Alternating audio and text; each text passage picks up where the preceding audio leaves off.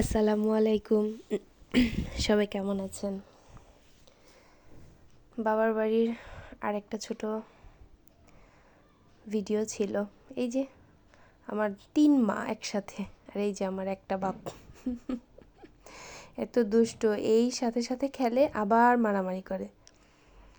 নাস্তা করলাম, নাস্তা করার পর ছেলে মেয়ের সাথে একটু সময় কাটালাম। হয়তো বা সব ভিডিও করা হয় না, বাবার বাড়িতে এটা আমার শেষ ভিডিও ছিল। আমার আম্মু রান্না বাড়ার জন্য সব কিছু রেডি করলো, ভাইয়ের বউ সাথে রেডি করলো। যে ভাইয়ের বউ একসাথে বাটাবাটি করছে, মা রান্না করছে, দুইজন মিলেই কাজ করছে। আমি আজকে দিনই চলে যাব, এর জন্য সব ব্যাগ ট্যাগ গুছাচ্ছিলাম। মা বলতেছে আজকে বড় মুরগি আনছি, সেটা রান্না করি। বেশি দিনে আর এখন গেলে বাবার বাড়ি থাকা হয় না। ডিসেম্বর মাসটা ছেলের ছুটি ছিল, পরীক্ষা শেষ, ফাইনাল পরীক্ষা শেষ, ছেলেকে নতুন স্কুলে ভর্তি করাইলাম। তারপর বাবার বাড়িতেই 4-5 দিনের জন্য গেলাম। এই যে রাত্রেবেলা ওর বাবা এসে হাজির, সকালবেলায় আমাদের নিয়ে যাবে। কথা ছিল বিকালবেলায় নিয়ে যাবে, ওর একটু কাজ ছিল তাই আসতে দেরি হয়ে গেছিলো, তাই আর ওই দিন রওনা দিইনি। তারপরের দিন কিন্তু ঠিকই সকাল সকাল রওনা দিয়ে দিয়েছিলাম। এই তো সন্ধ্যাবেলায় আমার ভাইয়ের বউ আবার বললো যে ভাপা পিঠা বানাই, বিকালে নাস্তা করি, খাওয়া দাওয়া করি। আর বিকাল থেকে রাতই হয়ে গেছে। এই যে পিঠা বানাচ্ছে, আমি আবার চিন্তা করলাম একটু ভিডিও করি। এই যে ওর বাবা আবার রাগ হচ্ছে।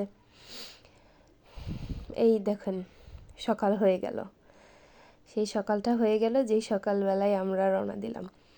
8টার দিক দিয়ে রেডি একদম, আমি, আমার মেয়ে, আমার ছেলে, হাজব্যান্ড।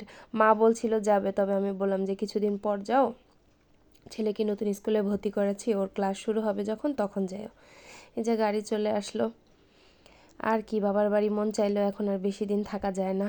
যতটুক থাকি আলহামদুলিল্লাহ, আবার কবে আসবো জানি না। কাছেই, খুব কাছেই, নারায়ণগঞ্জ ঢাকা থেকে খুব কাছেই, তারপরও যেন অনেক দিন পর পর যেতে হয়। কেন যেন অনেক দিন পর যাই জানি না।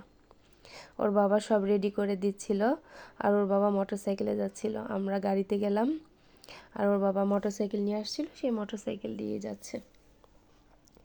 আমার মেয়ে তো, আমি গাড়িতে উঠে বসার পর সেও যাবে, বলতেছে আমি আমি আমি। আসার সময় সত্যি খুব খারাপ লাগে, যেমনই হোক বাবার বাড়ি বলে কথা।